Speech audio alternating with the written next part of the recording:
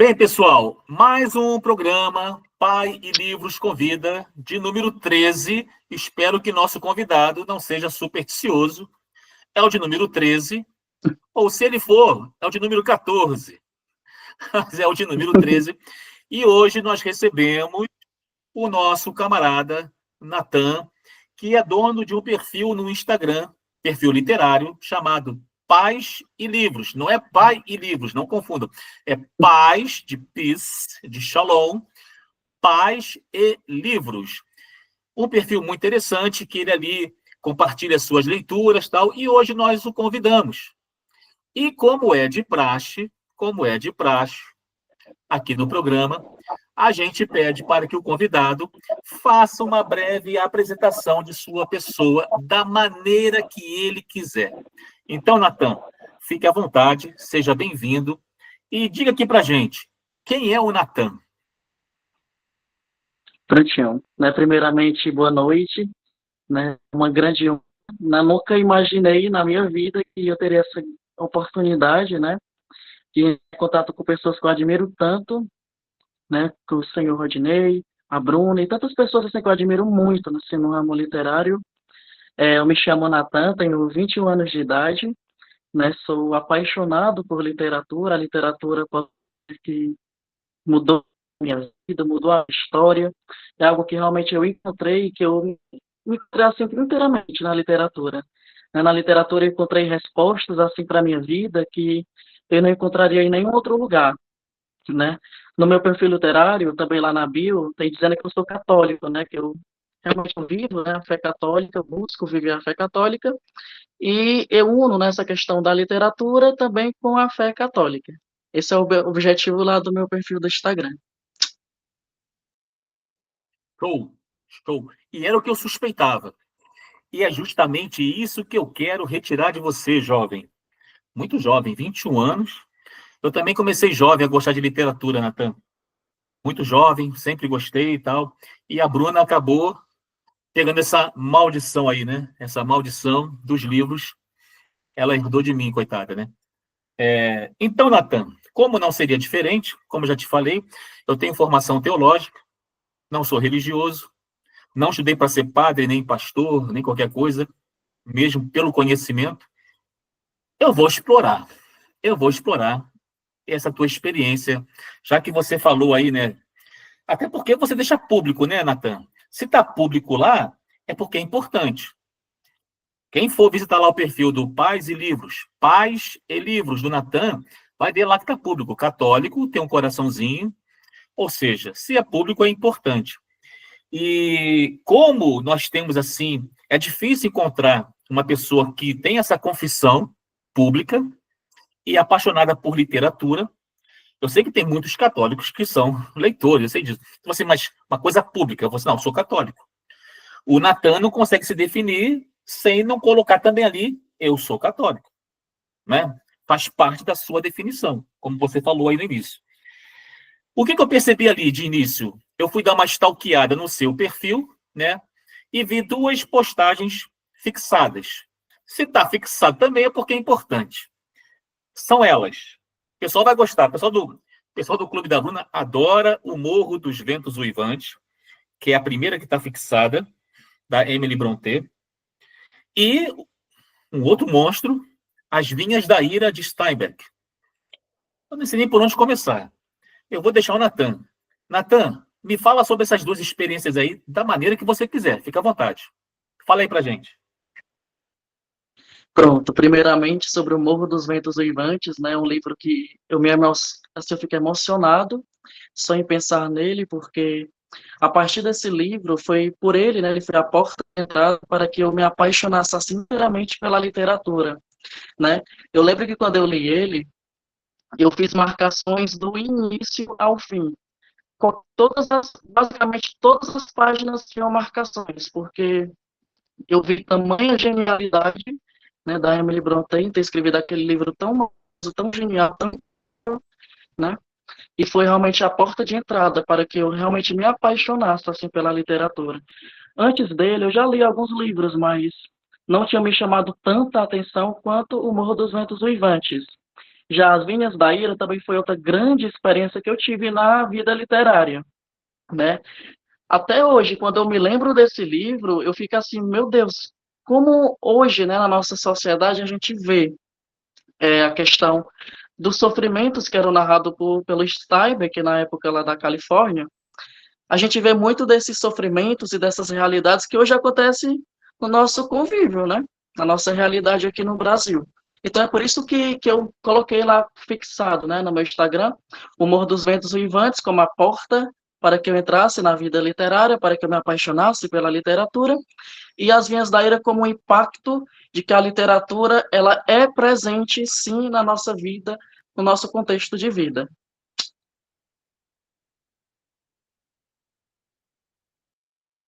Poxa, cara, que interessante. A tua entrada na literatura é pelo Morro dos Ventos Uivantes. Pedrada, né, cara? Assim, cara, não é uma obra que eu tenho, assim, grande estudo sobre ela, sabe? De me aprofundar. Mas o que eu vejo de pessoas comentando, e muitos jovens, né? Muitos jovens se identificam com essa obra ainda, e ela chega a ser incômoda.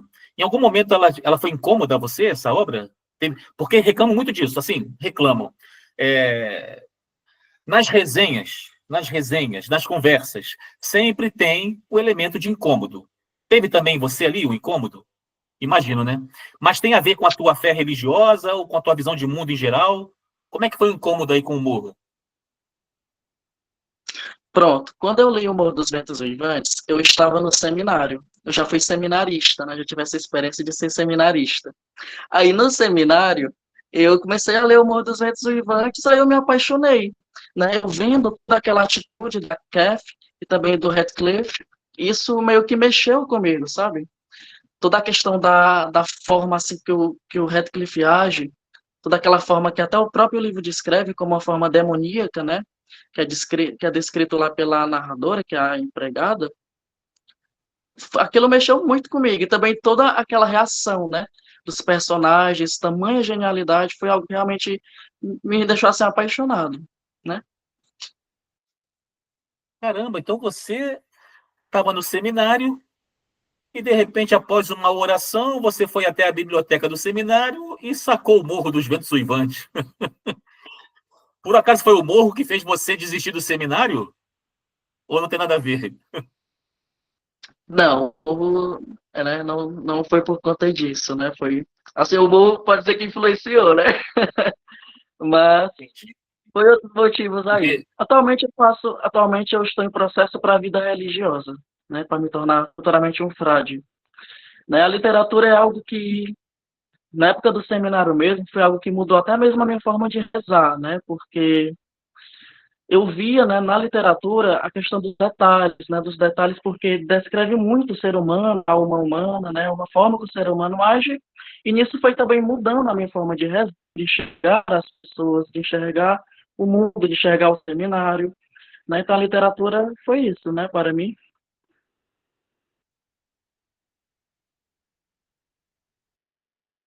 entendi. Você falou que está se preparando para a vida religiosa, para ser frade, foi isso?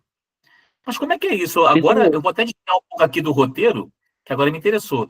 Porque o seminário você iria, ia sair padre, vamos dizer assim, tô como leigo aqui, né? Tu ia ser ordenado padre. Aí você sai do seminário, aí agora você vai para a vida religiosa para ser um frade. Qual é a diferença? Desculpa aqui a ignorância, mas qual é a diferença, o Natan? Pronto. O seminário segue um padrão chamado de vida diocesana, na qual prepara, né, o candidato, o jovem, para assumir uma paróquia, né? Já a vida religiosa não. A vida religiosa você vive dentro de um mosteiro, de um convento, ou dependendo da ordem, é chamado de semiclausura, que você tanto fica dentro do convento quanto fora também. E na vida religiosa também tem a possibilidade, caso o candidato queira, de se tornar sacerdote também. Essa é a diferença. Né? O padre diocesano é o que fica numa paróquia e o religioso é que fica no convento ou que vive no convento e fora, né, numa vida também missionária. Ah, entendi. Mas aí você vai ter que aderir tipo a um tipo de ordem específica, não é isso? Tipo um Sim, senhor. beneditino. Qual seria a sua ordem, então? Bom, eu particularmente me sinto chamado para as ordens contemplativas, né, que são ordens que têm uma vida de oração mais intensa, uma vida de jejum, né, mais intensa.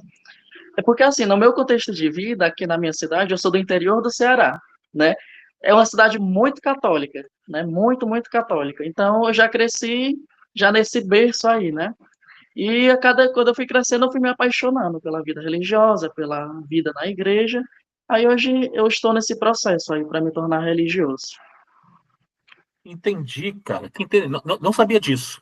Não sabia. Eu falo aqui para a Bruna, Bruna, nós temos que conversar com as pessoas. Eu sempre fui assim, Natan. Tem que conversar. Eu tenho um mantra.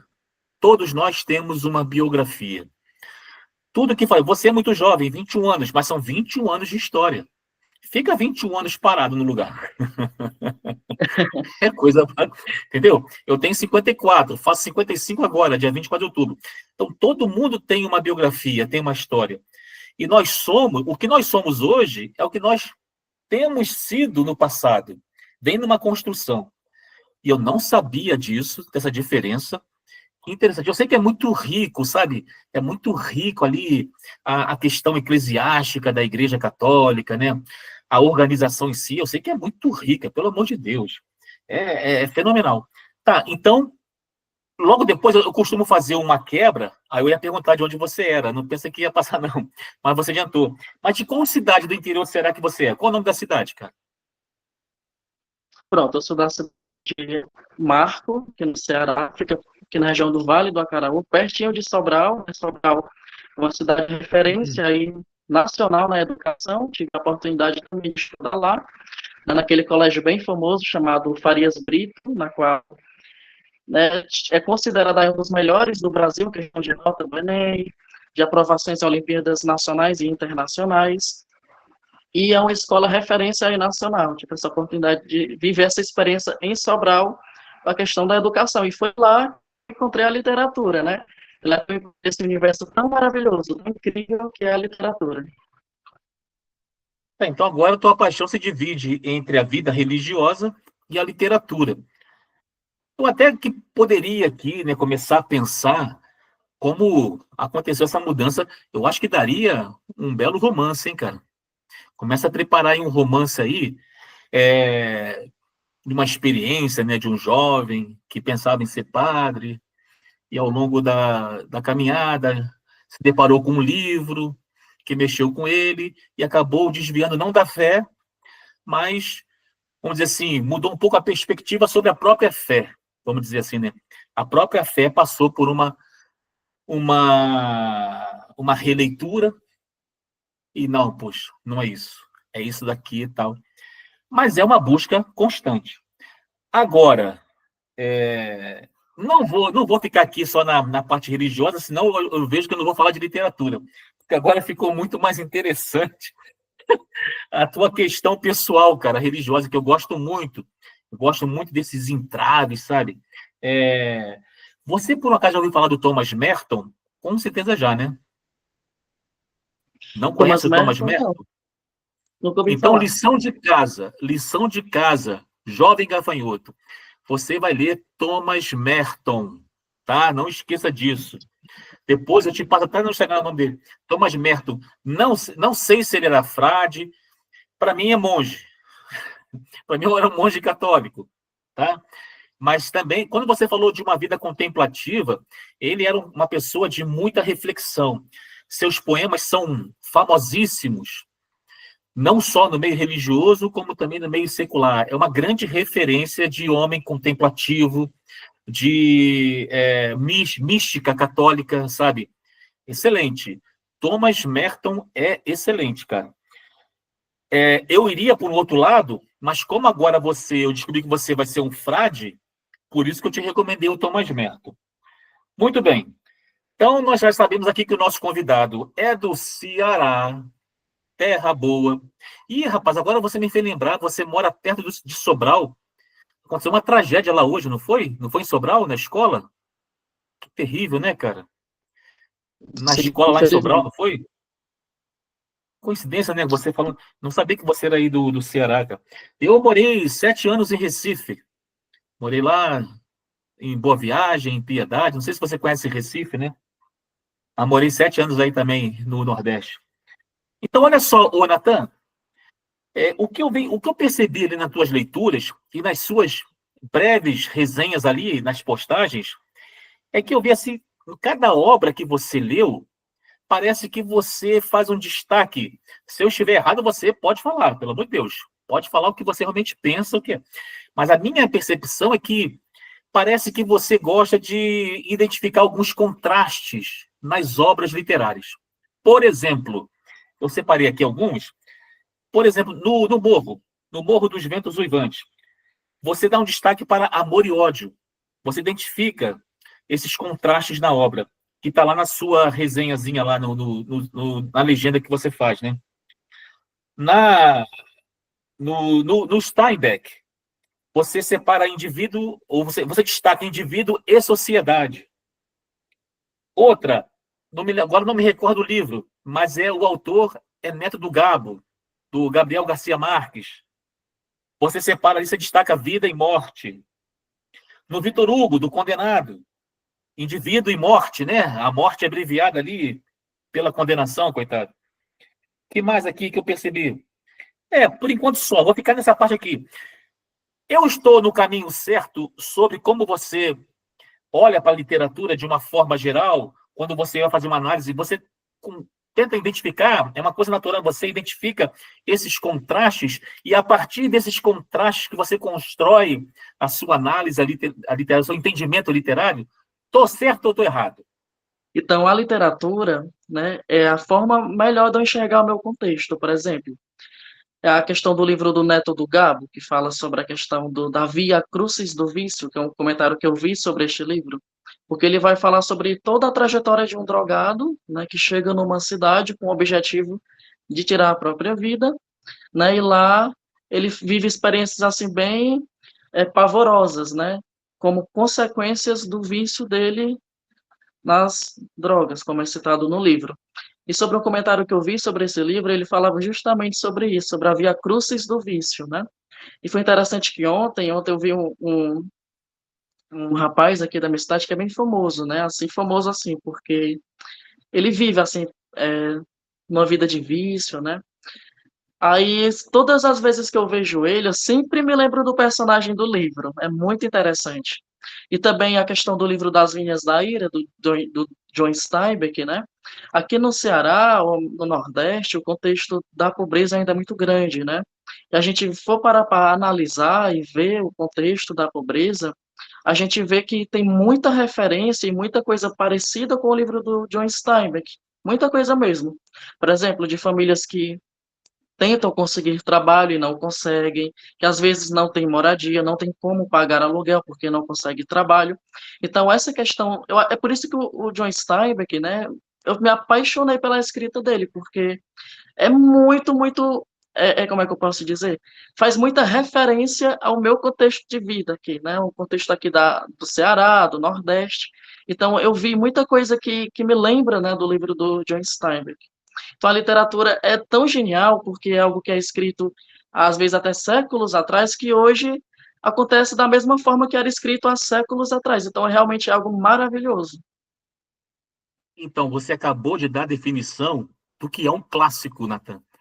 É aquela obra que ela é eterna, é perene, não acaba. É tipo a Bíblia, o Corão, a Odisseia, a Ilíada. Nós estamos lendo lá no grupo, né? Tem leituras minhas e tem leituras da Bruna, são muitas leituras com nossos apoiadores. Eu estou lendo com eles a Ilíada.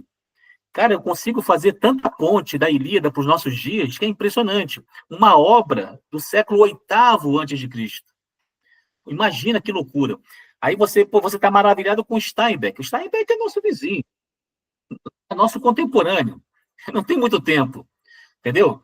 Imagina você pegar. Você também leu a Apologia de Sócrates, né? Então você vendo ali os argumentos de Sócrates diante dos juízes que não querem aliviar a barra dele, não querem. Você consegue fazer ponte para os nossos dias. Isso é o clássico. As obras que não conseguem... tem um autor chamado Ítalo Calvino. como você está começando a entrar, vou te dar algumas dicas. O Ítalo Calvino, ele é um cara assim, ele é tipo o Otto Maria Carpo, que ele faz análises muito profundas de obras clássicas. Então, o Ítalo Calvino tem uma obra chamada Por que Ler os Clássicos? Outra tarefa de casa. Conhece essa obra? Conhece? Ah, conhece, tá? Beleza. Isso Já leu sim. ou não? Já leu? Ainda não, tá na minha lista lá da Amazon. Então, leia, cara, leia. É uma leitura rápida, pelo menos o primeiro capítulo, que é Por que Ler os Clássicos. Ele coloca ali vários itens, né? Que ele vai ali dizendo o que é um clássico, né? Por que nós temos que ler os clássicos? Até porque, porra, ali que começou. É que nem você vai estudar matemática. Você começa, né, pela adição, subtração, você começa por ali. Entendeu? Então você começa, tem um começo. Você falou que entrou na literatura pelo Morro. Então essa obra já ficou emblemática para você. Daqui a 10 anos, o Natan com 31 vai fazer uma releitura do Morro diferente, com 41, com 51, e fora a tua experiência religiosa junto, caraca, fenomenal. Fenomenal, cara. Isso aí é para poucos, Natan, para poucos. Espero que você seja muito feliz na tua vida religiosa aí e tal, e que faça grandes experiências, grandes descobertas por meio também da literatura. E você vê como é que ela é forte, né? Ela já conseguiu mudar um pouco a sua perspectiva. Ela deu uma mudança ali, e você é muito jovem. Mas então, cara, outra coisa que eu observo também nas tuas experiências literárias é a questão individual. Não sei se essa eu vou errar. Por exemplo, quando você porque, na verdade, eu deveria te fazer uma pergunta antes, mas não vou fazer, não. Vou seguir assim mesmo. Quando eu vejo você falando sobre a metamorfose de Kafka, a peste de Camus, que se eu fosse te orientar, eu diria para você ler O Estrangeiro de Camus antes da peste. Para mim, a melhor porta de entrada em Camus é O Estrangeiro. É fenomenal. Assim, a minha porta de entrada em Camus foi A Queda. Não sei se você conhece essa obra, que é um monólogo, né? A Queda é show. Mas foi uma coisa aleatória. Eu também tinha 20 e poucos anos, foi uma coisa aleatória, né? Peguei aqui e vou ver. Mas eu também vejo essa questão individual. Como é que é essa questão, para mim, né? Para mim, ela é importante para você. Pelas obras que você tem lido, me parece importante. Quando você se debruça sobre uma obra, você tem uma perspectiva mais individual ou mais coletiva? Poderia explicar que eu não entendi. É Não, tudo bem. perspectiva individual ou coletiva? Qual Por seria exemplo, assim? quando você está lendo uma obra, principalmente os clássicos, a sua perspectiva, assim, a sua compreensão da ideia da obra, ela tem uma compreensão mais individualista, é o Natan se identificando ali, sozinho, o Natan sozinho, o leitor solitário, ou é o Natan em sua coletividade, seja na sua igreja, na sua família, ou é o Natan descolado disso tudo, que se debruça sobre a obra e individualmente vai interpretando sem nenhum ruído, sabe? Sem nenhum ruído, sem nenhuma ideologia dizendo pensa assim, Natan. Não, não, é o Natan solitário, ele e aquele autor maluco que ele está lendo. Eu identifiquei mais individualista. Não sei se está certo. Errei ou acertei? Acertou, né? 2 Eu a 0, hein? sempre, 2 a 0. olha aí. Então, eu sempre trago mesmo essa perspectiva, né, individual minha com o autor, né? Sempre quando eu leio um livro, eu sempre busco viver essa experiência minha com a ideia do autor, né? Tem certos livros, né, que a gente sempre traz mais para a questão do coletivo. Poderia citar como a minha experiência, como As Vinhas da Ira, por exemplo. Foi algo que eu trouxe mais para o coletivo do que para a minha perspectiva individual. Já tem outros livros que não, é a perspectiva individual, né? Eu com o autor. É uma, digamos, uma conversa, uma experiência minha, Natan, com o autor. Entendi. É uma sinergia, né?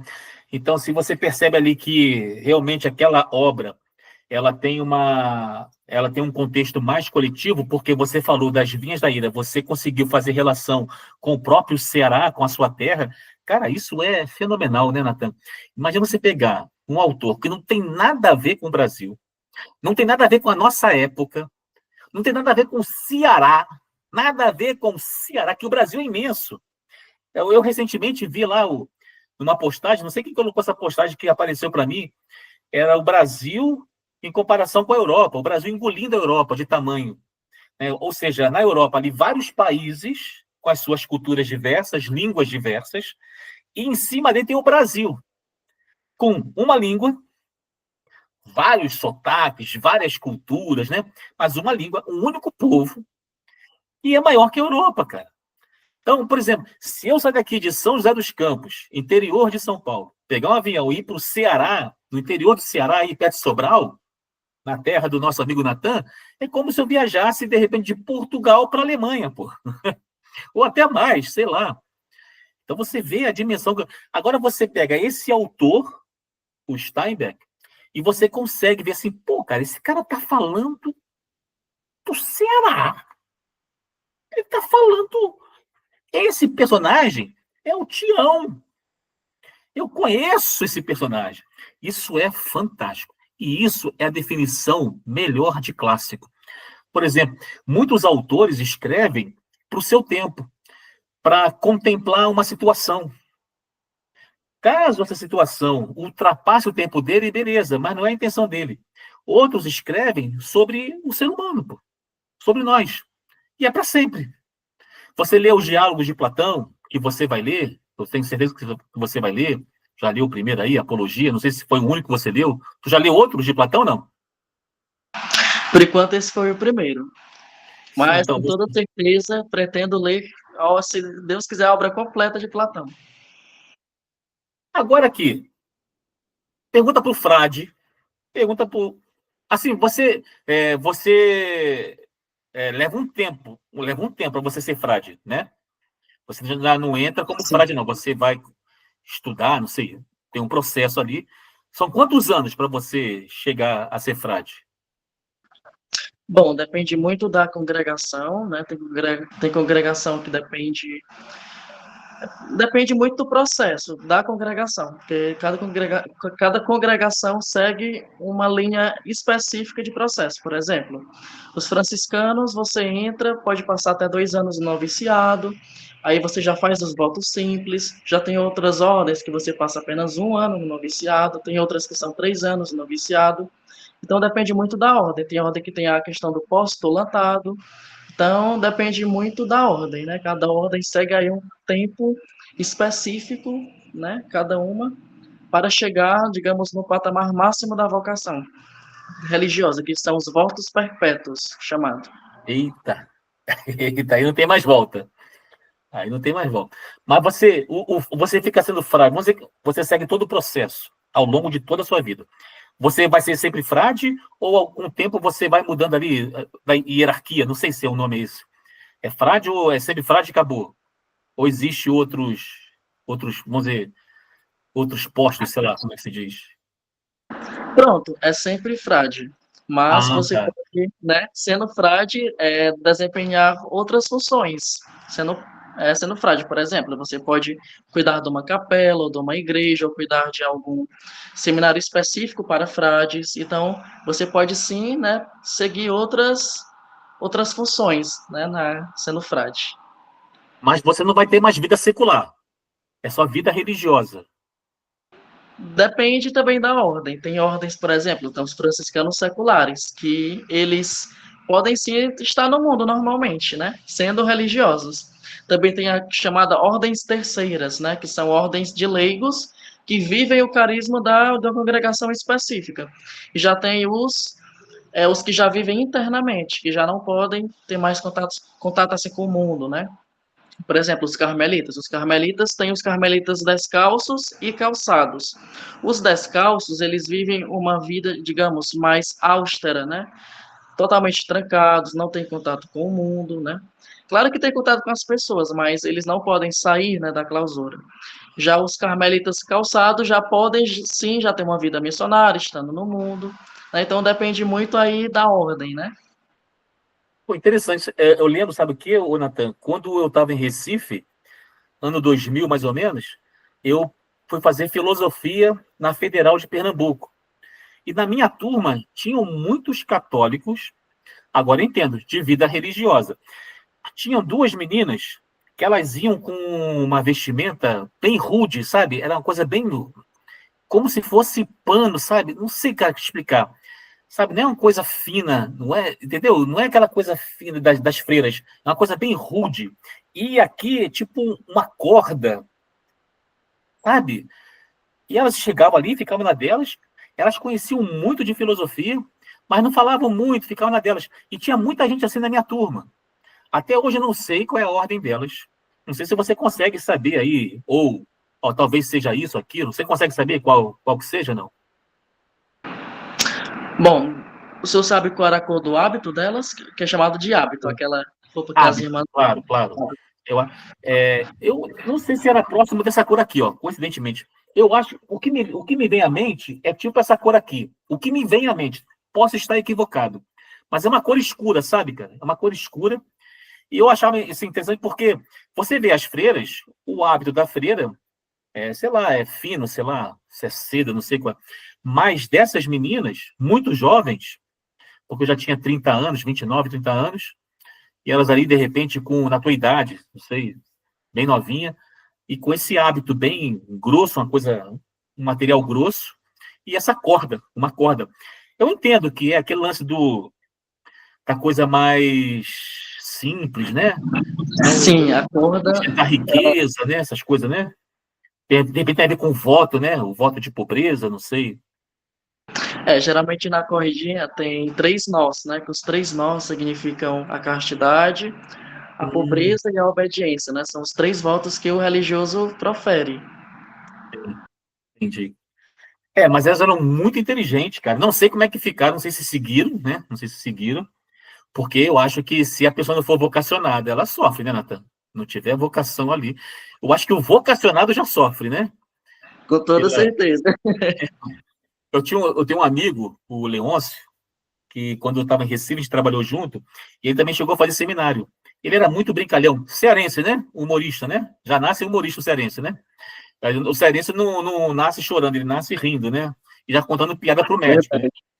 Mas ele falava que ele deixou o seminário porque ele foi à Praia do Futuro e viu as meninas e desistiu. Não, não, não vou. E falava brincando, obviamente, né? Mas era um cara que conhecia muito Bíblia. E em falar em Bíblia, como é que é a sua leitura na Bíblia, cara? Você tem uma leitura legal da Bíblia? Costuma ler bastante, refletir? Como é que é? Pronto, a leitura da Bíblia é algo que é diário, né, na minha vida. Todos os dias eu costumo ler, geralmente gosto muito dos livros sapienciais, que são os livros dos Salmos, Provérbios, né? Tenho uma grande paixão aí pelos livros sapienciais e também pelos evangelhos, né? Os evangelhos mostram ali toda a vida de Jesus, a vida pública de Jesus, e a Bíblia é algo que na minha vida é presente, né? Todos os dias. É uma leitura que é essencial, né? A Bíblia, a palavra de Deus é essencial. E além do mais, a palavra de Deus, né, principalmente no Antigo Testamento, tem muitas histórias interessantes, né? Que entra até na questão literária, que realmente chama a nossa atenção mesmo. Por exemplo, a história de Tobias, né? E aí também a história dos reis, é muito interessante. Então, no Clube da Bruna, eu tenho lá, nós temos grupos de teologia, de estudo literário da Bíblia, porque, como te falei, eu não sou um homem da fé religiosa, mas eu sou apaixonado pela Bíblia e dos livros sapienciais, para mim, assim, não só dos sapienciais, mas de toda a Bíblia, seja o Antigo, o Novo Testamento, para mim o maior livro é Eclesiastes. Eclesiastes, tá? Porque eu sei que também o católico tem o eclesiástico, né? Mas o protestante só tem o Eclesiastes. Então, Eclesiastes. Para mim, ele antecipa Camus, Sartre, Kierkegaard, e tantos outros aí, existencialistas. É impressionante a atualidade do Eclesiastes. Eu falo sempre isso, pessoal, tem muita gente que gosta, né? Tem pessoal também religioso no grupo, tem evangélicos, tem católicos, e dá uma discussão legal. Discussão saudável, boa. Mas, Natan, então vamos seguir aqui numa questão que me que me interessa bastante saber de você. Como é que você relaciona a sua fé religiosa com a sua busca literária? Como é que se dá isso? Por exemplo, o que está na frente? Obviamente, é a sua fé religiosa. Não tenho dúvida sobre isso. É a sua fé religiosa e tem que ser isso. Dentro do seu contexto, é isso. É o que te guia. Mas quando você olha para a literatura e você lê um Albert Camus, esse cara era um nihilista. Ele não acreditava como você acredita. Muito pelo contrário. Para Camus, a vida é um absurdo. A existência é um absurdo. Mas ainda assim, Camus, ele tinha um olhar de muita compreensão sobre a religião, sobre a religiosidade. Porque ele via, poxa, no mundo absurdo que nós vivemos, nós precisamos conviver com o absurdo. E todos têm que procurar uma forma de viver, apesar do absurdo. Mas como é que você faz essa relação, cara? Quando você vai em busca de uma literatura para você ler e a sua fé religiosa, como é que é esse processo? Bom, a primeira que nos recomenda a questão da busca literária é a própria igreja, né? O Papa Francisco, ele recomendava a leitura de Dostoiévski, porque ele via, né, que na leitura de Dostoiévski poderemos compreender melhor a alma humana, né? A literatura, no meu contexto como uma pessoa que busca, né, a Deus, que busca a religião, a literatura me faz rezar melhor. Por quê? Porque eu aprendo melhor a ver os detalhes da vida, a ver os detalhes do ser humano, os detalhes sobre mim mesmo, os detalhes sobre a alma humana, os detalhes sobre Deus. Né? A literatura é algo que me faz melhor enxergar também as outras pessoas e ver nas outras pessoas profundidade, né? Não ver apenas o superficial, porque a literatura nos faz ver as pessoas de uma forma mais profunda. No seminário tinha uma atividade chamada de círculo literário, né, que toda semana um seminarista, né, apresentava um livro que estava lendo. Então, o seminário e também a própria igreja foi também o que me recomendou a questão da busca pela literatura. Né? Então, a literatura para nós católicos, né, para a igreja, é algo que é essencial, é algo que devemos buscar ler, porque a própria igreja nos diz, né, que nós não podemos, digamos, ser burros, digamos assim, né, abre aspas, porque tenha, precisamos, né, estar sempre lendo, né, sempre buscando aí o conhecimento para melhor compreendermos a nós mesmos, a Deus e também ao próximo. Agora, você, na tua função de frade, você se afasta das pessoas do mundo ou existe algum tipo de aproximação? Você entendeu minha pergunta, não? Entendi. Na ordem específica que eu estou buscando, existe sim essa aproximação com as pessoas, né? Com a comunidade, né? Com os religiosos e também com o mundo também, né? Geralmente, com o mundo é mais nas questões missionárias, né? Na vida missionária. É porque quando você fala que a própria igreja incentiva, né, os seus frades ali, né, os seus líderes, a ler a literatura secular, até porque você entende assim, poxa, você vai ter contato com o mundo, né? Como é que você vai compreender o mundo, a mentalidade do mundo, né? Se você se distanciar totalmente e só ficar com as leituras sagradas, tal, naquela prática religiosa, você acaba perdendo. E não só a religiosa, qualquer pessoa que se afasta do mundo por qualquer motivo, né, religioso ou não, acaba perdendo esse traquejo, né? Vamos dizer assim, esse convívio social, né? Beleza, Natan? Uma pergunta também que eu acho muito interessante, cara. Você já leu algum autor católico? Se leu, quais foram? Se não Sim, leu, eu vou te falar uma eu, porção, hein?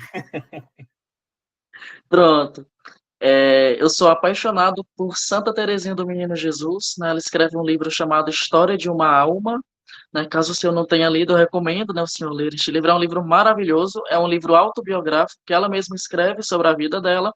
É um livro em que todas as vezes que eu li, eu chorava assim profundamente, né? Tanto durante a leitura e após a leitura. Só em eu lembrar do livro, lembrar do que ela escrevia sobre a vida dela, sobre os atos de humildade que ela vivia, era algo que assim encantava o meu coração totalmente, né? Porque era algo que ia totalmente contra, digamos, a nossa natureza humana de buscar às vezes é, é, buscar, por exemplo, brigar com as pessoas por simples motivos, né? Era algo que ia além, né? Ia além do natural, digamos assim. Essa daqui, ó. Pronto, essa mesmo, Santa Terezinha. Cara, eu, assim, não é.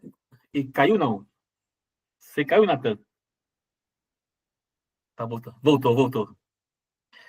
É, a imagem dela que apareceu aqui agora não me é estranha. Não sei se eu tava. Eu faço buscas diversas, cara. Tanto que eu tô conversando contigo, porque eu gosto da diversidade.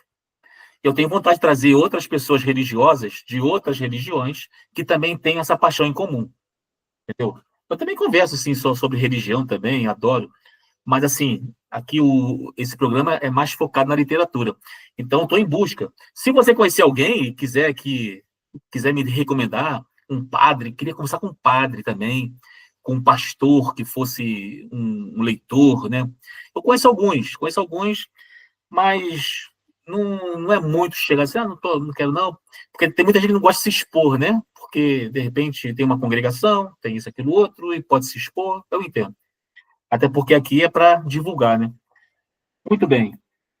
O que eu, assim, tu já ouviu falar do Chesterton? Conhece o Chesterton? Sim, sim, sim. Leitura obrigatória, jovem. Obrigatória. Olha só, cara, eu lembro do Olavo de Carvalho, era o Olavo de Carvalho e o Reinaldo Azevedo, nos anos 90, tá? Faz muito tempo. Você era um baby. Não, um Não era baby. nem nascido, na Você nem verdade. existia, pô. Você nem existia, rapaz. Nos anos 90. A Bruna vai fazer 30 anos agora. É de 95, pô. Então, a Bruna bebezinha lá e o Olavo de Carvalho, ele escreveu um texto numa revista que o editor era o Reinaldo Azevedo. E o. Oh, meu Deus do céu. Aí eu fui conhecer o Chesterton pelo Reinaldo Azevedo e o Olavo de Carvalho, que comentaram sobre esse autor católico. E na época eu fazia seminário. Eu fazia um seminário protestante, né? Porque a minha linha é protestante, não sou mais, né? Como já falei, eu gosto de deixar bem claro, né? Porque tem pessoas que falam assim, pô, você é isso. Não sou religioso, não sou mais religioso. Não sou um homem de fé religiosa, tá? Minha fé é outra. Mas então, ali eu conheci o Chesterton e se aconselhava as pessoas lerem Ortodoxia do Chesterton. Eu não era católico, era protestante, teólogo, né, ali estudioso e tal, e fui ler e me maravilhei. Monstro, Natan, monstro. Todos os católicos. E detalhe, o Chesterton é de família luterana. Ele vai se converter ao catolicismo depois e vai ser católico até morrer. E, cara, o poder de argumentação, de compreensão do mundo e fazer o paralelo com a fé religiosa dele é fenomenal. Eu concordo? Não concordo com a argumentação que ele faz quando ele faz o paralelo com a religião, principalmente com a igreja, né? Por isso, ortodoxia, né? Mas eu tenho que reconhecer a capacidade argumentativa e coerente, entendeu? E coerente. Cara, fenomenal. Então, eu acho que você para tudo, que nem o João Kleber, para e leia Ortodoxia. Todo jovem católico tem que ler, independente se é conservador, se é liberal, não importa. Você tem que ler. Por exemplo, eu sempre fui liberal. E quando eu li Ortodoxia, eu falei, meu Deus, é um monstro. Na verdade, tem que ler tudo que esse gordinho escreveu. Tudo que o gordinho escreveu, leia. Principalmente você, que está aí, é católico, vida religiosa e tal. E o Thomas Merton. Que aí você une o racional e o místico. Perfeito. Mas, cara, tem que ler. Um outro autor também católico, muito bom, é o George Bernanos. Já ouviu falar dele? É Já outro, assim, porque ele escreve romances muito da vida religiosa, de padres, né? Aquele do pároco da aldeia. Então, leitura, cara, sinceridade. Você tem que ler, meu jovem. Esquece um pouco o Camus, Esquece um pouco Dostoiévski. Tô brincando, mas sério mesmo, cara. São leituras que são obrigatórias e você é muito jovem. Eu acho que vai fazer muito bem como base da sua busca religiosa, de solidificar sua fé. Sério, cara. Sério. Sabe por quê? Nós estamos sempre, principalmente o religioso, seja católico, protestante, judeu, está sempre muito ali sendo bombardeado por uma narrativa sempre contrária à narrativa religiosa. Como se aquela fosse a verdade e você tivesse que se adaptar a essa narrativa. Aí quando você encontra um cara como Chesterton, e você fala, eita, deu ruim aqui. Existe um outro lado. Sério, cara, eu nunca fui católico, nunca fui. Quando eu li ortodoxia, eu falei, monstro, monstro, monstro, monstro. Cara, eu paguei, pergunta a Bruna. A Bruna trabalhava numa livraria antes de só se dedicar a esse lance dela, né? E lá, eu sempre ia na livraria lá, conversar com ela e tal, e tinha um rapaz católico que buscava um livro e falei assim, olha só, cara, posso te aconselhar um livro? Não pode, sei que também jovem. Eu peguei lá, Ortodoxia, você vai ler esse livro? Não, sei que, é porque está muito caro, não sei o que. Não, eu vou pagar para você. Eu paguei para ele, cara. Nunca mais ouvi. A Bruna parece que falou que ouviu outras vezes, não sei, nunca mais ouvi. Leia, cara, leia. Então, lição de casa. Peguei aqui, então. Não, detalhe. Pode falar, desculpa. Detalhe, eu já li ortodoxia, já há muitos anos atrás. Mas tive essa experiência. E você me deixa falando que nem um bobo, pô. Então, leia de novo, cara. Leia de novo. Pronto, vou colocar na minha lista. Leia de novo. Ainda desse ano. Pô, excelente, cara, excelente. Isso aqui eu já perguntei, né, sobre... Não, perguntei, eu só passei por alto. Mas, assim, qual é a tua visão sobre o niilismo de Camus e desses existencialistas? Deixa eu contextualizar rapidinho. Esses caras são do pós-guerra, pós-Segunda Guerra Mundial. É uma experiência que nós não vivemos. Eu mesmo, sendo muito mais velho que você, também não vivi. Eu nasci em 70, muito longe, né, ali do fim da guerra. Mas meus pais são considerados os baby boomers, né, os filhos da guerra e tal. Mas esses caras viveram a guerra e o pós-guerra. Camus, Sartre, esses caras viveram isso aí. Então, quando esses caras saem dessa experiência, o que acontece? Imagina, vou pegar aqui um exemplo bem prático. Natan, um jovem dedicado a Deus, à fé religiosa, um dia ele está ali, não, você está falando sobre Deus, sobre suas experiências religiosas para os jovens, para os velhos, para todos, e todos maravilhados. E, de repente, quando você sai dali, uma bomba cai em cima da tua igreja, do teu monastério, e mata criança, mata mulher, mata cachorro, mata todo mundo. Natan sai ileso, mas vê todos mortos.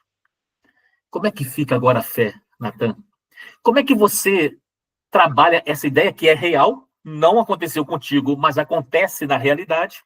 Quando você olha para o mundo, você vê esse mundo trágico, né? É um mundo trágico, onde crianças inocentes sofrem as piores injustiças, e você tem a ideia de um Deus bondoso, misericordioso, e pior, todo-poderoso, que pode, num simples estalar de dedos, evitar aquilo. Como é que o Natan vê tudo isso? Bom, sobre a questão né, que o senhor citou, da questão porque existe tanto sofrimento no mundo e um Deus tão bom, né? O próprio Cristo, né, que é o nosso maior modelo como católicos, ele foi a pessoa que, para nós católicos, foi a pessoa que mais sofreu em toda a história da humanidade, né? O sofrimento, ele não é algo que está à parte da vida do ser humano, nem de nós católicos, mas pelo contrário. Nós católicos sempre buscamos, né, unir os nossos sofrimentos com os sofrimentos de Cristo e fazer com que o nosso sofrimento seja um meio de santificação nossa e também de muitas outras pessoas, né? Então, quando a gente vê este contexto de guerra, porque existe tantas crianças sofrendo, a gente vê que Deus também está nessas situações, porque se Deus não estivesse, poderia ser muito pior, né? Poderia ser muito pior. E Deus ele pode até me usar como católico para amenizar essas situações, né? Como por exemplo, eu já tive a oportunidade de ir para muitas missões em famílias carentes, né? De levar alimentos, levar até mesmo apoio psicológico, né? Porque hoje em dia tem muitas pessoas aí necessitadas também deste apoio psicológico. E, enfim, né, Deus ele está também nessas situações, por mais que não pareça estar. Né, Deus ele também está nessas situações. Né? Deus ele pode me usar como católico para amenizar essas situações. Né? Espero que tenha conseguido Não, responder. não. Aqui é a tua resposta. Não tem polêmica, não tem discussão. Um dia a gente pode até marcar, né? Pode até marcar para discutir mais. Mas não, é aqui eu quero saber como é que você pensa, como é que você entende, como é que você trabalha isso. Meu interesse é saber como você pensa. E eu coloquei a questão das crianças por quê? Porque você falou de Dostoiévski. Dostoiévski era um sujeito que sofria muito sobre justamente essas questões. Isso era muito caro para ele. E essa questão é mais trabalhada nos Irmãos Karamazov, que eu acho que você não leu ainda, né? Você já leu, não? Já li em 2000 e alguma coisa, mas eu fiz uma leitura assim, um pouco rasa, né? Preciso reler o livro novamente. Mas na época que eu li, principalmente sobre o monge, o Alyosha, quando eu lia sobre ele, eu sempre me emocionava a ponto de chorar, porque falava muito sobre a questão da vocação religiosa, né? Falava demais sobre a vocação religiosa. E principalmente quando ele viu que o Padre Zósimo, né, que era o diretor espiritual dele ali, quando ele morreu, que ele esperava ver o Padre Zósimo, digamos, incorrupto, com o corpo incorrupto, que ele viu que aquele corpo estava apodrecendo, estava até cheirando mal, né, que é descrito por ele, ele, digamos, se frustrou com Deus, né, se frustrou com essa situação. Né? Então é algo que eu me emocionava demais, né, com a Alyosha. Essa passagem é muito show, o Natan. Sabe por quê? Olha só, interessante, né? Tem uma grande amiga nossa chamada Natália, né? Próximo de Natan. Natália também é do Ceará, de Cariri, uma grande apoiadora, já está com a gente desde quando a Bruna começou a colocar ali, pedindo apoiadores tal, para fazer um trabalho mais aprofundado, aquele negócio todo. Então, no nosso meio é a Nath. Nath, ela é apaixonada por Dostoiévski, e nessa passagem, como é que eu vou dizer, essa frustração, né, do Alyosha, como você fala, né, que, poxa, como assim, né, por que ele está fedendo? Ele é santo, pô. Ele não poderia feder. Mas você vê ali que existe uma manipulação daquelas pessoas que não gostavam do Zósima, né?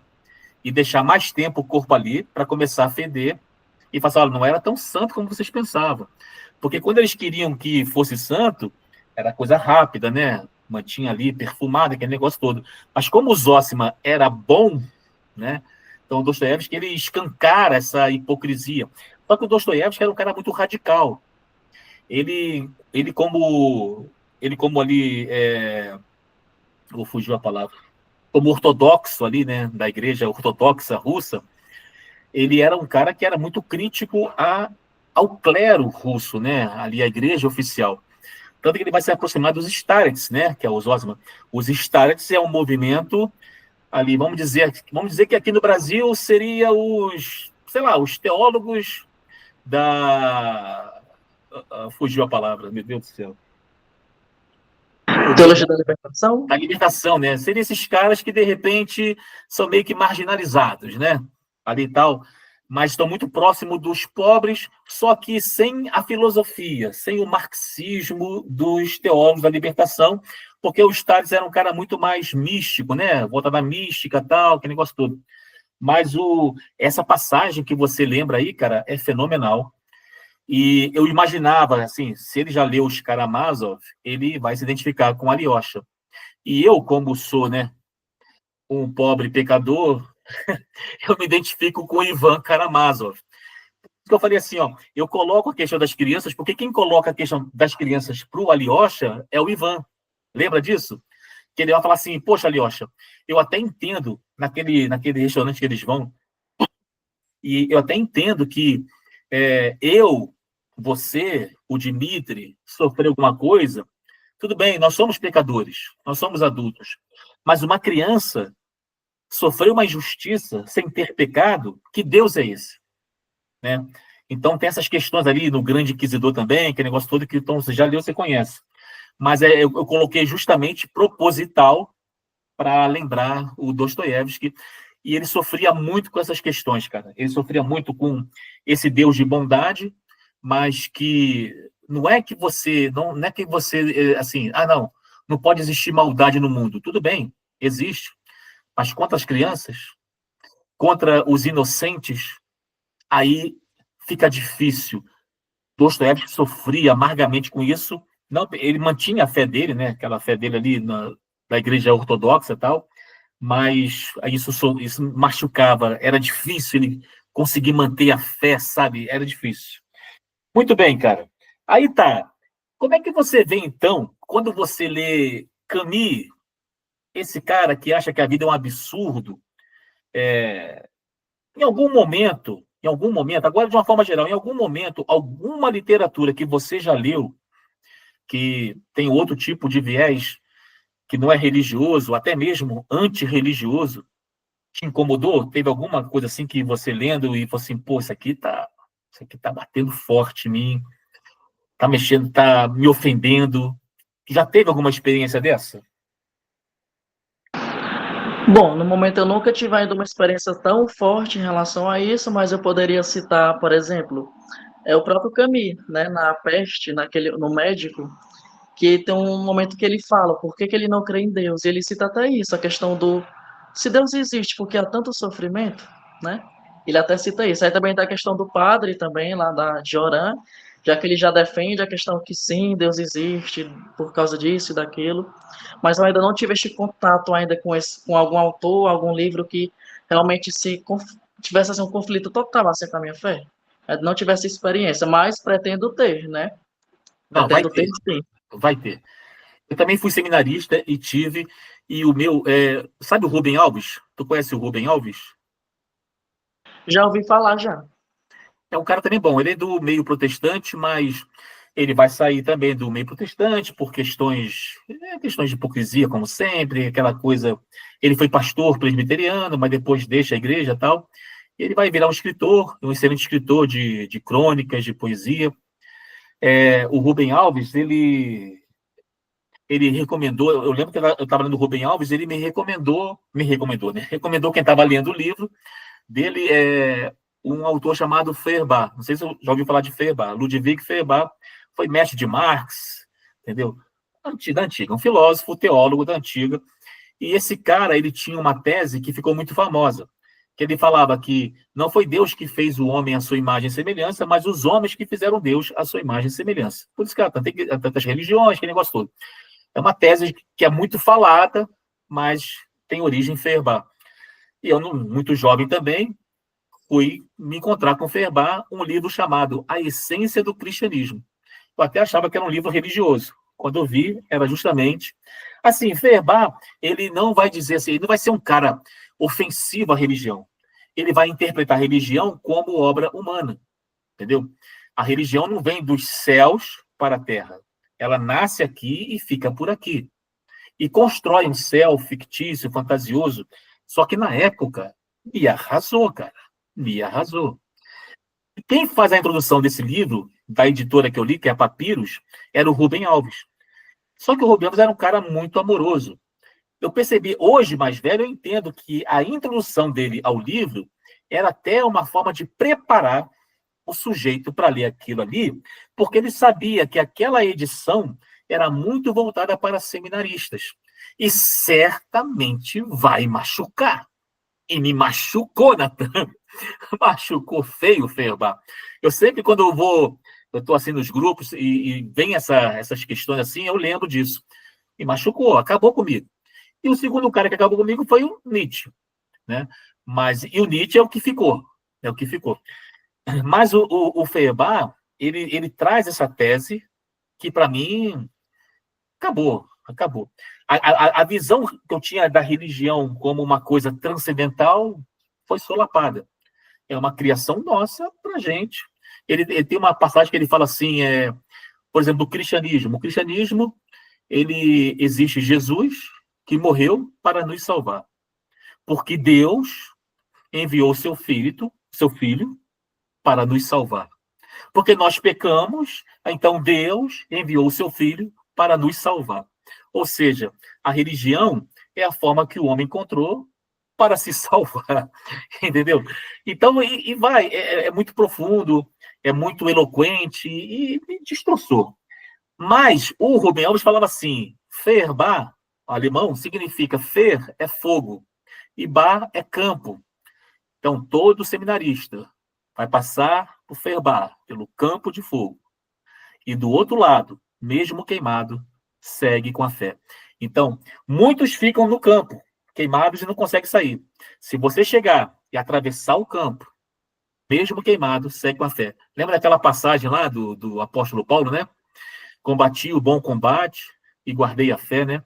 Então, a fé faz isso, leva porrada, vai levar porrada feia, vai levar porrada.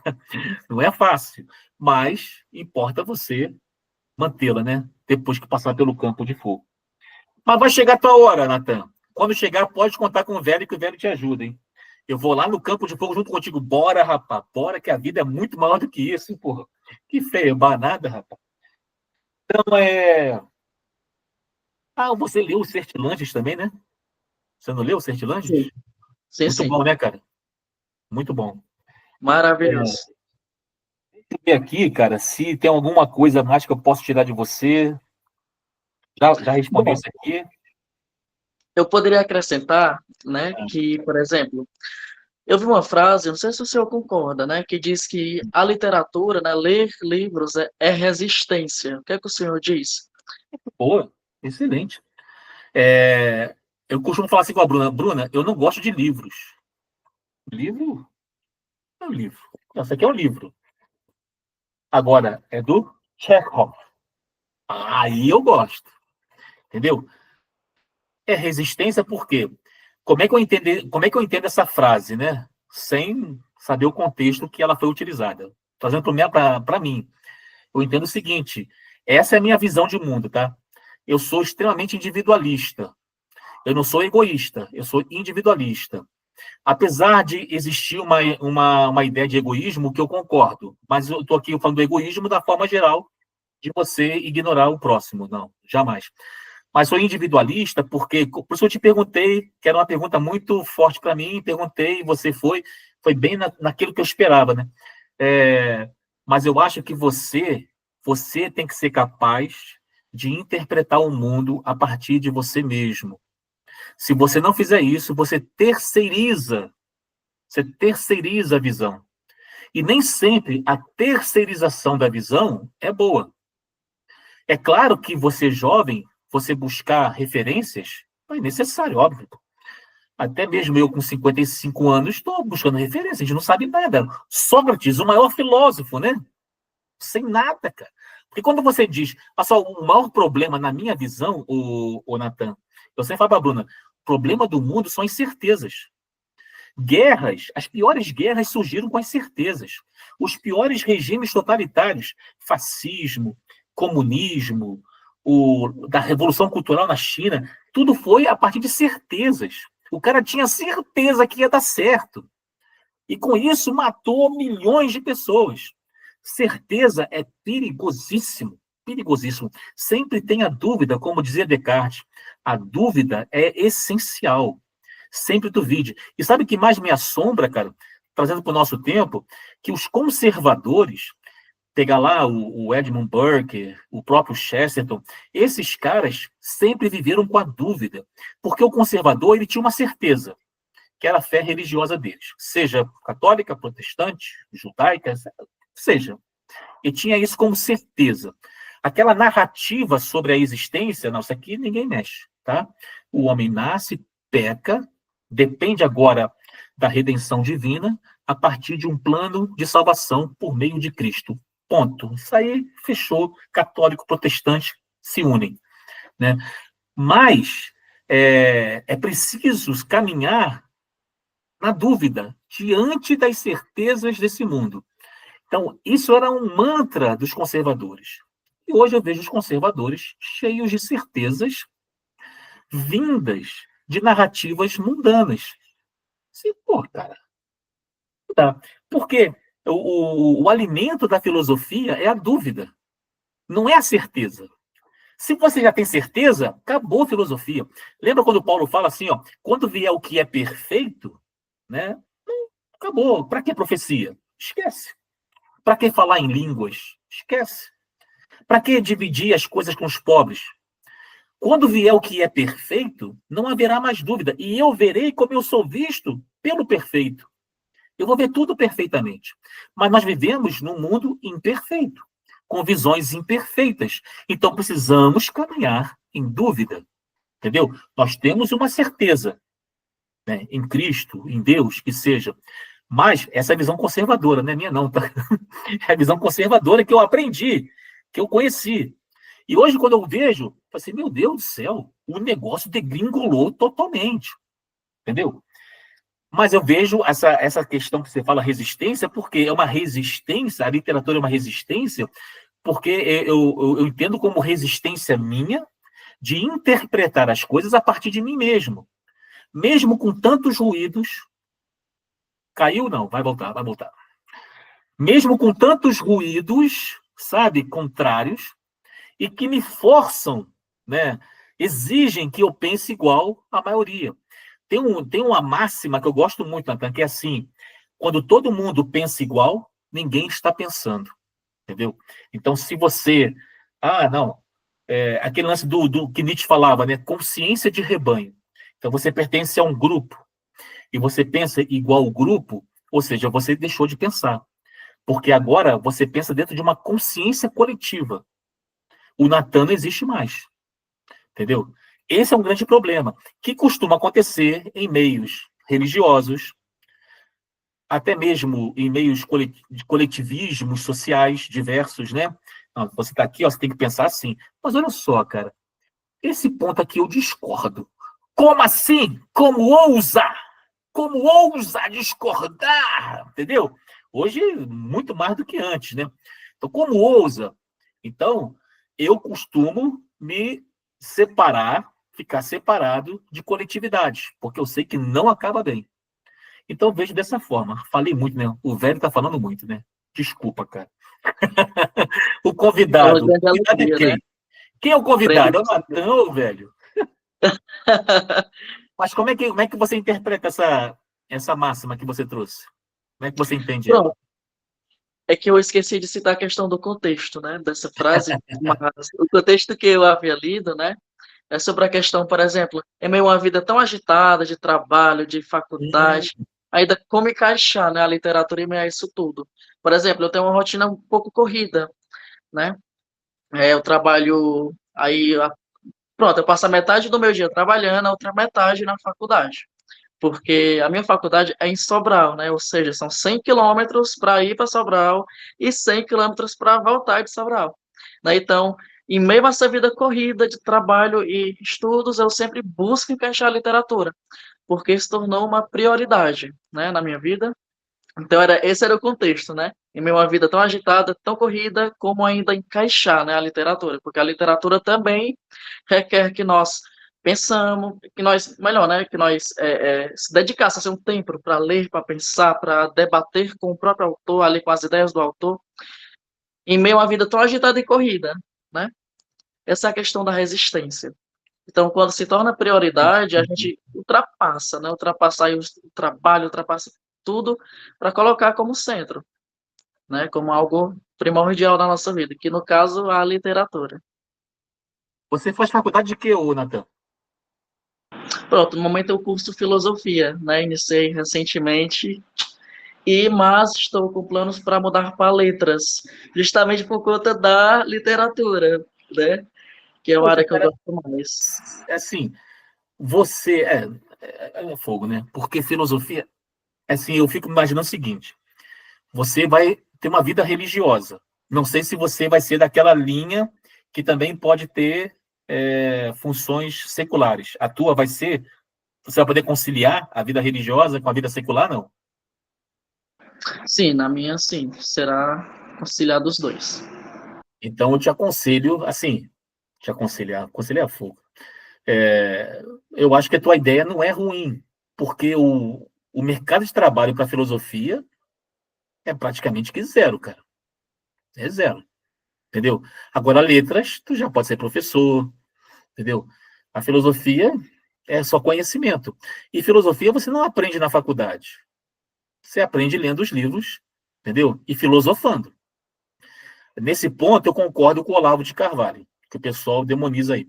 O Olavo de Carvalho ele falava que filosofia é uma prática, né? Não é você, eu li toda a obra de Nietzsche, eu sou filósofo. Não, você só sabe a filosofia de Nietzsche. E você não fez nada. Então, filosofia é você, vamos dizer assim, é uma ferramenta para você compreender o mundo. Então, você tem que praticar a filosofia. Era o que Sócrates fazia, que Platão fazia. Você tem que praticar a filosofia. Só que a filosofia hoje se tornou o quê? O cara que conhece a sua história. O cara vai e fala assim, não, fenomenologia de Russell, blá, blá, blá. Então, não, porque a crítica de Kant, não sei o quê. Pô, não, isso não é filosofia. Você é um grande conhecedor do legado filosófico, sem dúvida. Parabéns. Grande professor. Mas você não é filósofo. Nisso eu concordava lá com o velho maluco lá do Olavo de Carvalho. É porque você não conheceu, talvez, talvez não, você não conheceu o Olavo de Carvalho nos anos 90. Era um outro Olavo de Carvalho. Depois que ele virou extremamente conservador, sabe? Pô, meu Deus do céu. Essa é a minha visão. Talvez, para muitos, né, que o seguem, não, justamente nesse momento que ele ficou bom. Mas quando o Olavo era só um crítico social ali, sabe? Denunciando, mostrando incoerências, pô, fenomenal. Até vi recentemente o Cortella, que realmente tem um programa que o Cortella e eles participaram, falando sobre moral, né, questões morais. Né? Muito bom. O Cortella falou assim, pô, foi muito bom isso aqui. Mas o meu problema com o Olavo de Carvalho foi o que ele se tornou, sabe? Ele se tornou uma negação da sua própria filosofia, que ele sempre ensinou. Mas aí é problema de cada um, sabe, cara? Cada um vai tomar um rumo. Se você faz isso com dignidade, né, sem fazer o mal a ninguém, então faça, né? Mas as discordâncias filosóficas acontecem, não tem jeito. Uma pergunta interessante, cara. Essa é uma pergunta que eu gostaria muito de ouvir o que você pensa. Por exemplo, você leu A Peste de Camille. Vou pegar a peste. Em algum momento da peste, você identifica ali a presença de Deus? Se não entendeu, eu explico. Você consegue entender essa pergunta assim, dessa forma? Em meio a todo aquele contexto de caos, digamos assim, sim, né? Porque, por exemplo, eles conseguem, né? Só o fato daquela peste acabar, né? Mesmo em meio a tantas pessoas morrendo, até citar lá que as funerárias estava tudo, digamos, colapsando devido a tantas mortes, mas no fim a doença consegue ser vencida, né? Por causa daquela peste. Isso sim é um sinal de Deus. É interessante. Eu vejo ali. Não, deixa. Não importa o que eu penso, não. Deixa quieto. Já são 8h12. Você falou, você vai todo dia à faculdade? A tua é presencial mesmo? É Sim, toda é presencial? presencial. Só que hoje eu não tive aula, né? Não tive aula hoje nessa quinta. O Ciro Gomes vive aí dizendo que a educação cearense é top. É verdade, o Natan? É top mesmo? Você já falou desse colégio aí, qual é o nome do colégio? Eu até anotei aqui o nome do colégio. Eu Faria. Farias Brito. Farias Brito. Ele fica em Fortaleza, esse colégio. É Fortaleza? Fortaleza, aí também tem Sobral e também lá no Eusébio. Eusébio é uma região de. Eu acho que é em Eusébio, se eu não me engano. Uma região lá perto de Fortaleza, né? Uma cidadezinha próxima a Oh, fala, Fortaleza. fala de novo a tua cidade aí, cara, que eu esqueci o nome dela, da sua cidade. Marco, no Ceará. Marco? Somente Marco. Marco? Marco. É É um só esse nome nome, estranho. Marco? É, Caramba, caramba, Marco. Quem nasce Marco é o quê? Marquense. Tá bom, então, olha só, cara. Era basicamente isso que eu queria saber. A gente poderia ficar conversando muito mais. Mas só que agora eu queria fazer uma brincadeira contigo, se você me permitir. Eu vou Vamos lá. transformar, eu vou transformar esse podcast num confessionário. Já que eu estou com frade, vai virar um confessionário literário. Você vai me ver como um padre, confessor, que você me procurou, padre, pequei. Você vai me confessar algumas coisas. Se eu conseguir entender minha letra aqui, é, responda da maneira que você quiser e o que vier na sua mente. Não tenta. Tem muita gente pensando, não, como é que eu vou responder isso sem. Fique à vontade. Ah, isso aqui é muito interessante, essa é muito legal. Das suas leituras, é sempre a respeito das suas leituras, tá? Das suas leituras. Você salvaria algum personagem? Se salvaria ou não salvaria? Por quê? Bom, eu salvaria com toda certeza a mãe, né? A mãe no As Vinhas da Ira, porque ela foi uma personagem que ao longo do livro inteiro me emocionou bastante, né? Toda aquela determinação dela, que o próprio livro cita no início, que ela é como se fosse o pilar da família. Se este pilar decair, a própria família inteira se desaba. Então essa personagem seria uma personagem que, com toda certeza, eu salvaria. Que resposta linda, cara. Que resposta linda. Eu acho que o Frade, com todo respeito, vai ser um grande literato. Obrigado. Essa também é bem legal, Natan. Olha só. Com que autor ou autora, né, você gostaria de ter uma conversa de 5 minutos? Se Deus permitisse, Natan, você vai poder escolher qualquer autor. Você vai conversar com ele 5 minutos. O que você diria a ele ou a ela? Ou perguntaria, sei lá. Bom, com toda certeza seria Dostoiévski. E eu, com toda certeza, perguntaria a ele qual a visão dele sobre o mundo atual. Né? Se Dostoiévski, por exemplo, vivesse no nosso mundo atual, qual seria a opinião dele sobre o mundo atual? Pô, só resposta show, cara. Porra, eu acho que eu vou implementar esse finalzinho assim sempre. Muito show, Natan. Muito show. Terceira, então, pergunta do confessionário. O confessionário é diferente, né? O padre que pergunta pro.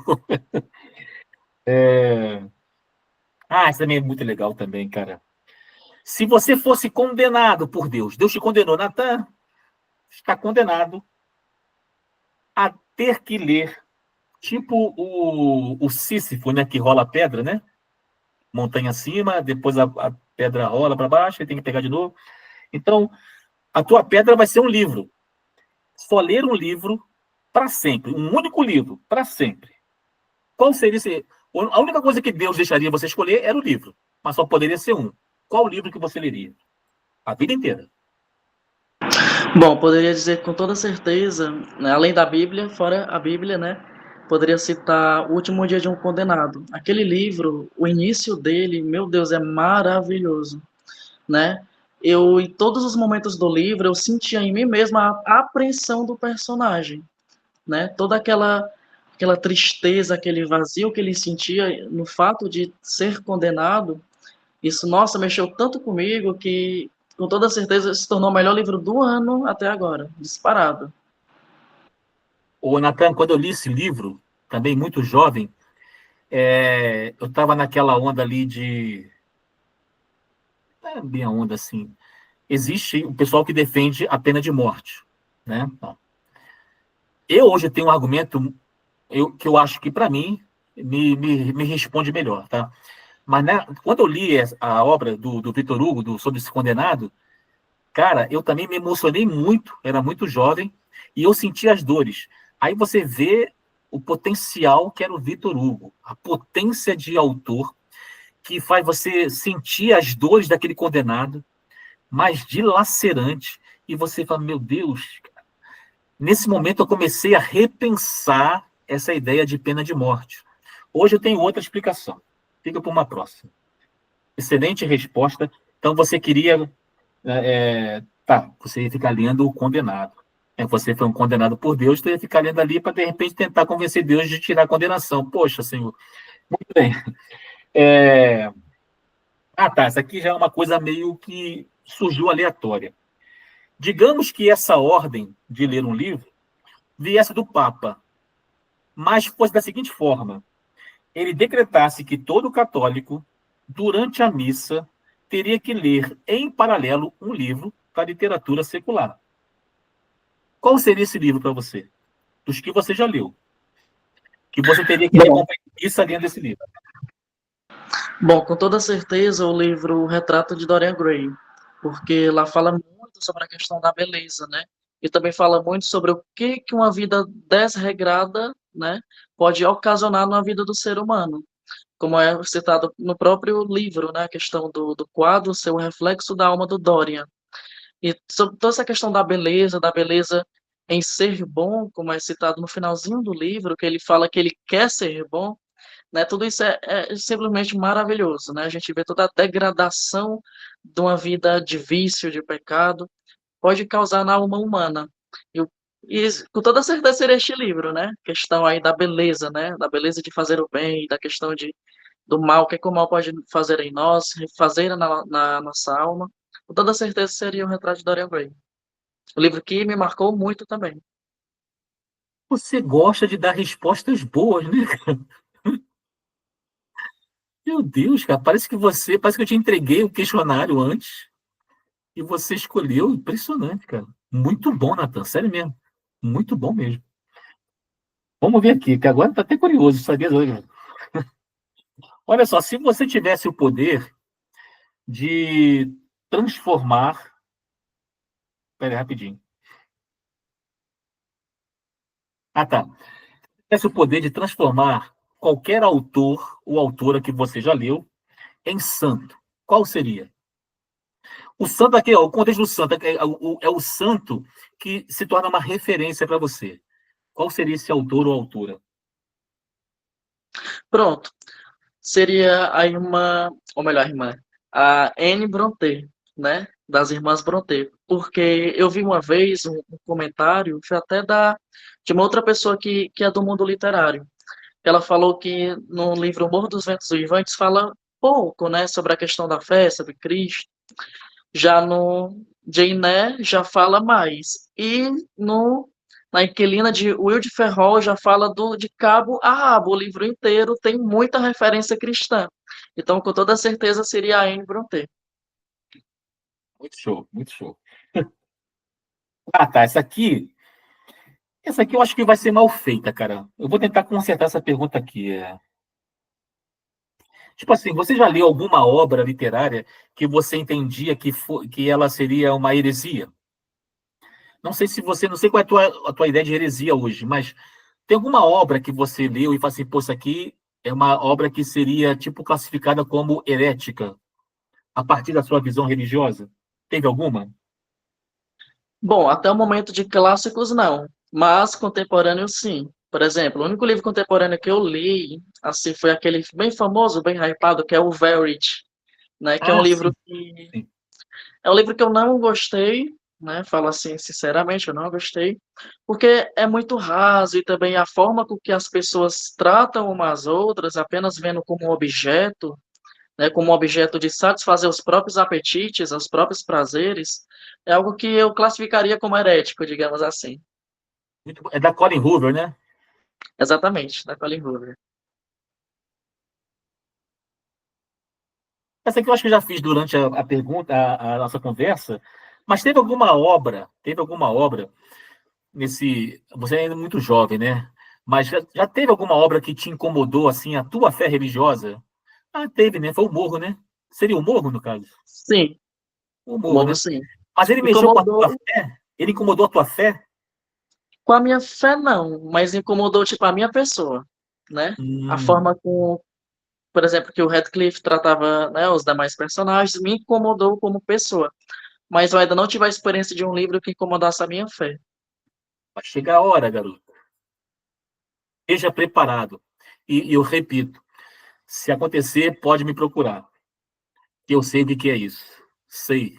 Pode Show perguntar de bola. A Bruna viu quando criança e pode perguntar a Mãe e Livros. Show. Natan, adorei te conhecer. Adorei esse bate-papo. Espero que tenham outros, entendeu? Já te considero meu amigo, entendeu? Você é extremamente simpático. Você tem um sorriso, sabe? É o cearense, né, cara? O cearense e o carioca são muito parecidos, assim. A gente é muito de boa, né, cara? O humor, sabe?